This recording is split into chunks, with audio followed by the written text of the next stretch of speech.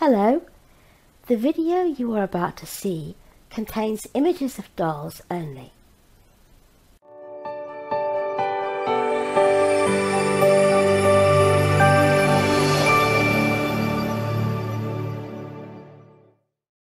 And then we've got to feed the little Azuri. And you got to be very careful when we're in there, Iki.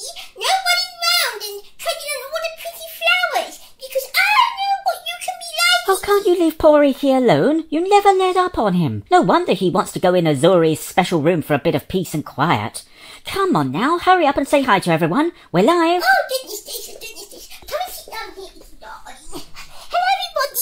This is Lacey. I hope you've all had a pretty week. We've had a very busy week, haven't we, my bird? What with looking after the little Azuri and the little lake coming and everything? That's right, Impy. You like Azuri, the special baby Navi, don't you? You love going in her special room where all her plants are growing and her beautiful indoor waterfall is. I do, my bird. It's peaceful in there. So what do you want to remember today? I want the story when the wind blowed, and that story you told me. Of course we can have that, darling. Ready for the magic? Yeah. Magic voices fill the air. Magic memories take us there.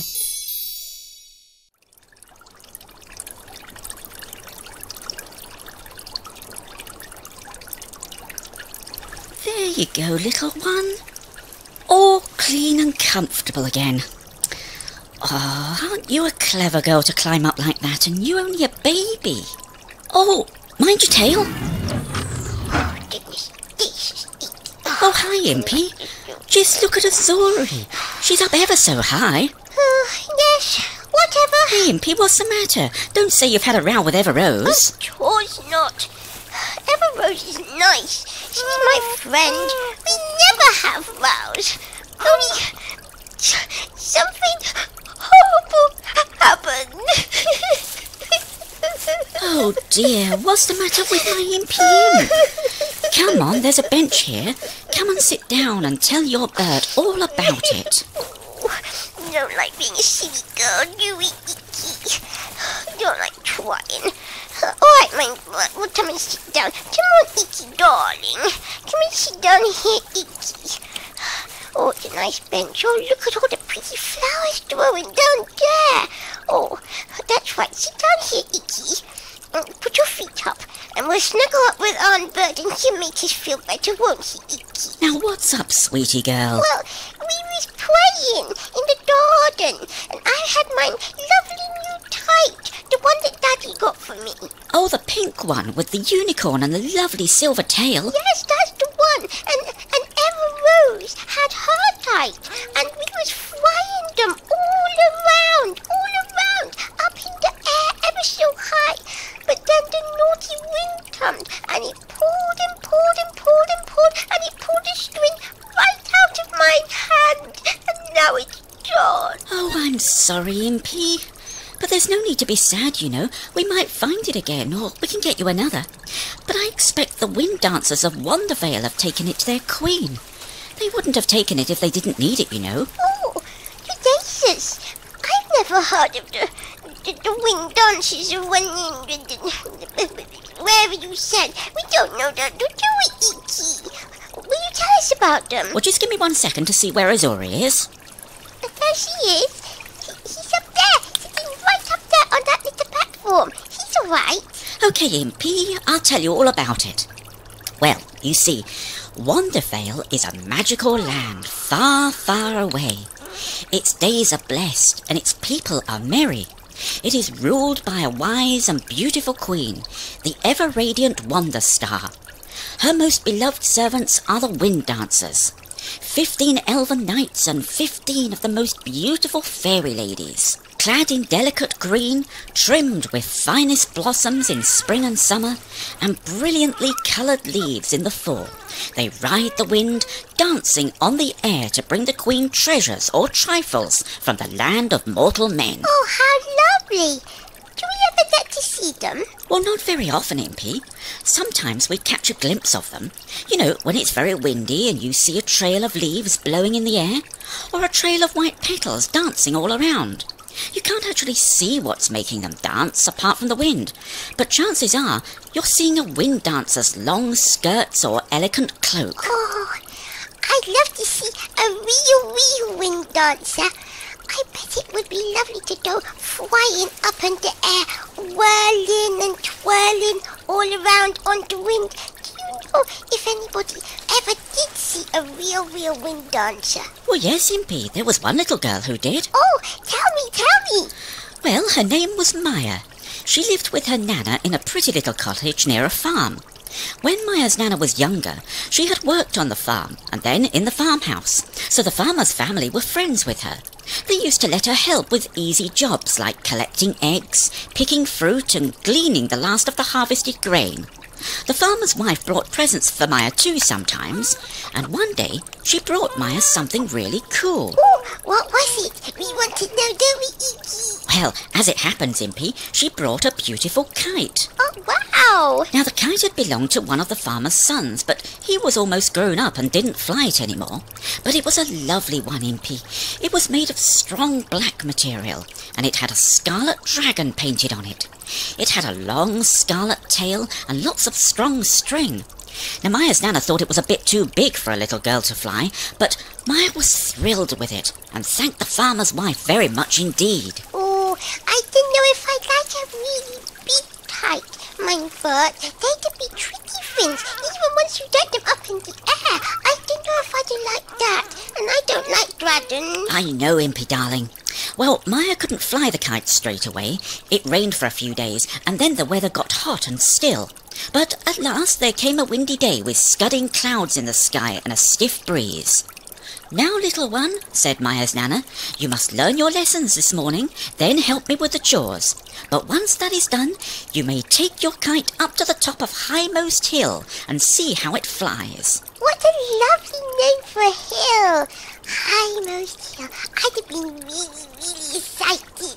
Well, Maya was excited, but she was a good little girl, so she did her lessons, helped Nana to tidy and clean the cottage, collected eggs, picked strawberries, gathered kindling, and did everything she was asked. But at last the work was all done. Maya put on her shoes, grabbed her kite, and ran away through the meadow towards the round green hill. Oh, I can't wait to see what happened. We want to hear, don't we, Iki? It was a long climb to get to the top, and Maya was very warm by the time she reached it. The clouds had all blown away, and the sun had come out, but there was still quite a brisk wind blowing. "Now for my lovely kite," thought Maya. She unwound some of the string and held the kite out before her. She noticed how it tugged in her hand, as if it longed to be free. I know, my bird. Even my little kite did that. That's right, Impy. All kites are made to catch the wind inside them to help them fly, so a good kite will always tug like that. Well, Maya took a deep breath. She threw the kite into the air as hard as she could, then started to run downhill. Now, at first she thought the kite would fall to earth with a flop. It wavered, fluttered, but then the wind caught it, filled it, and it soared into the air. Oh, wow. Oh, this is decent. Maya stopped where she was for a while, quietly unwinding more string, getting her breath back, and watching the kite fly higher, gently swaying on the wind. Then she began to walk back up the hill, till she was once more standing at the top, the big black kite with its red dragon and long red tail floating in the air high above her. Oh, how true! How awesome, isn't it, Iki? It was, Impy, only Maya wasn't the only one who thought so. Suddenly, the wind picked up from a brisk breeze to a big gusty blast. The kite pulled and tugged to get free.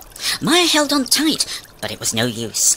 The string tore out of her hand, and the kite sailed away and away, over the treetops, until Maya couldn't see it anymore. Those naughty wind dancers, they've taken it, like they took mine. Why did they? Shh, Impy, darling, you'll upset Azuri. Well, we don't like them, do we, Iki? Yes, but it's going to be okay, you'll see.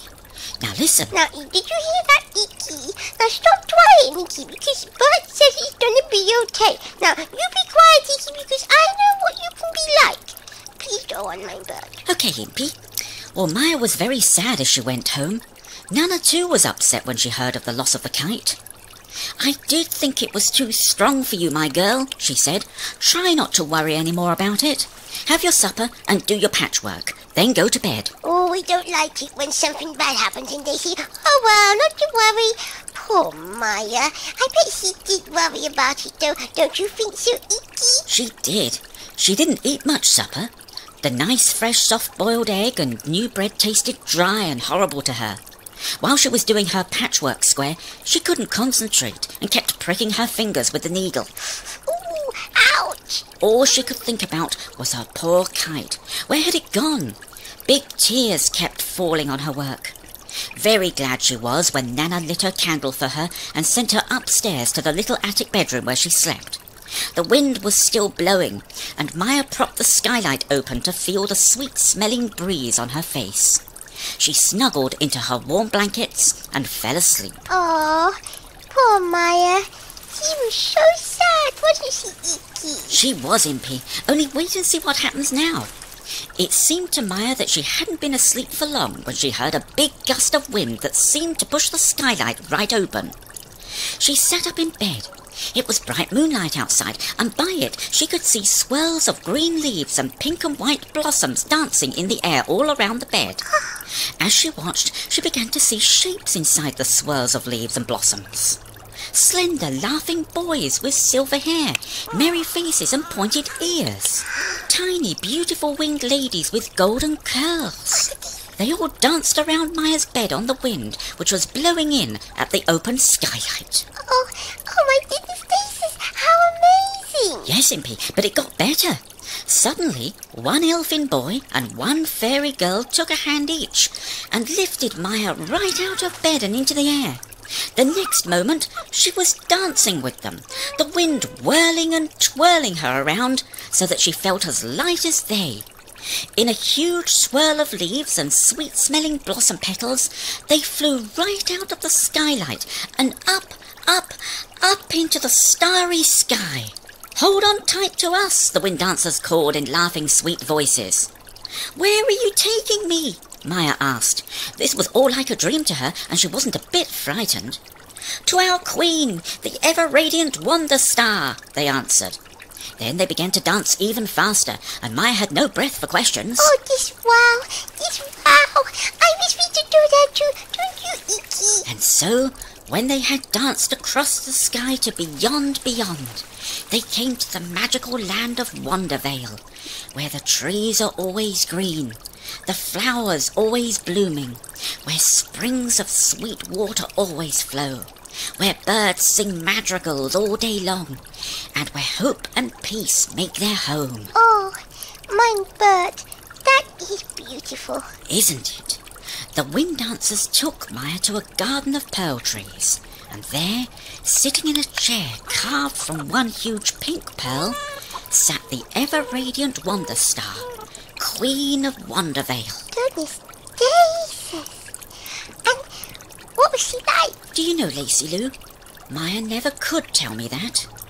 She could only say that she was a beautiful lady, so beautiful it would break your heart to look at her. Well then, what did she say? Ah, well, that I can tell you. "Welcome, Maya Dragonwing," she said, and she smiled. Maya didn't know what to say. She had never been called Maya Dragonwing. The Queen laughed softly. "You have cause to be puzzled, child," she said, "but do not let your heart be troubled. The Wind Dancers of Wandavale do not bring me things unless they are much needed. Sit here beside me, and we shall see your dragon take wing." Oh, goodness gracious! What's going to happen? Maya sat down on the grass beside the pearl chair and watched as 6 elves dressed in grey brought in her kite. They laid it on the grass in front of the Queen, and she leant forward and breathed on the red dragon. There was a gust of wind. The dragon moved. Yes, he did. He stretched, flexing his long scarlet tail. He opened his jaws and yawned. Then he pulled himself free of the strong black material of the kite and flew up into the sky with a roar. Oh, goodness gracious! The Queen looked after the dragon, then turned back to Maya. "It is not only magic that keeps this land safe," she said, and her voice was soft and a little sad. We must always beware of those who would try to do us harm. That is why my wind dancers are sent far and wide. They bring me trifles from the lands of men, but they bring treasures too, like your dragon. Never think a thing is lost to the wind in vain, my child. And it may happen sometimes the wind gives something back too. This time, I can give you something back myself. Oh, wow! Yes, Impy. The Queen held her hand out to Maya, and in it was a pure white jewel, round and flat. But into it had been carved the shape of a dragon. It shone through in fiery red. As Maya took the stone, the wind dancers surrounded her once more, taking her hands, lifting her off her feet, whirling her up into the air. The wind seemed to grow stronger. The dance seemed to whirl faster and faster, taking her breath away. Maya gasped for breath, shut her eyes against the speed of the dance. Then she heard a voice. "Maya, Maya, get up this minute, do you hear? The goat needs milking, and you're going to be late for breakfast." Oh, my goodness, this is icky. Had it all been a dream? Well, that's what Maya wondered, Impy. She jumped out of bed, and there was nothing to show that the adventure from the night before had ever happened. The skylight was open the inch she had left it open overnight. Everything was as before. Not one leaf or petal was in the room. But when Maya was making her bed, her hand came on something under her pillow. She took it out and looked at it. It was a pure white jewel, round and flat, with the image of a fiery red dragon carved into it. So it was all true. It really happened. It was all true, Iki. Yes, Impy. Maya kept that jewel for always. She never told anyone about it. Well, except me, of course.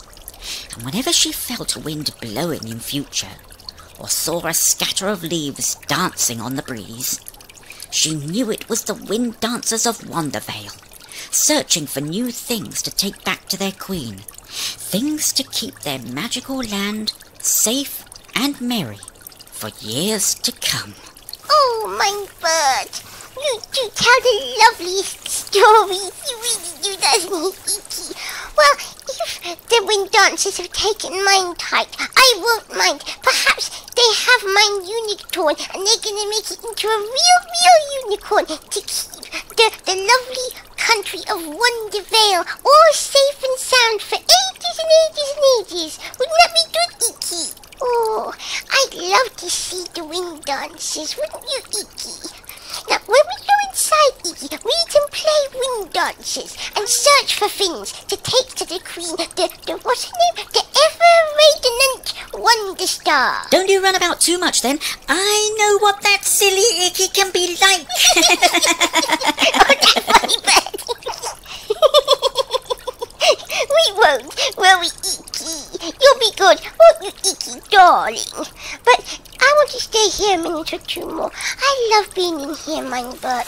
I love to hear the water and look at all the pretty plants and things. Let's see if Azuri will come down to us. All right, I'll call her. Zuri. Come on, Zuri. Come on, little Zuri. Come on. Come on, Oh, so sweetie. cute. Why don't you come Why don't down? you come down? Come down to see. Yes. Oh, look, but here she comes. Just look at you, Zuri. You're so beautiful. Yes, You're the this is loveliest sweet nut girl. in all the world. Hello, little So Azuri. cute, isn't she? Hello.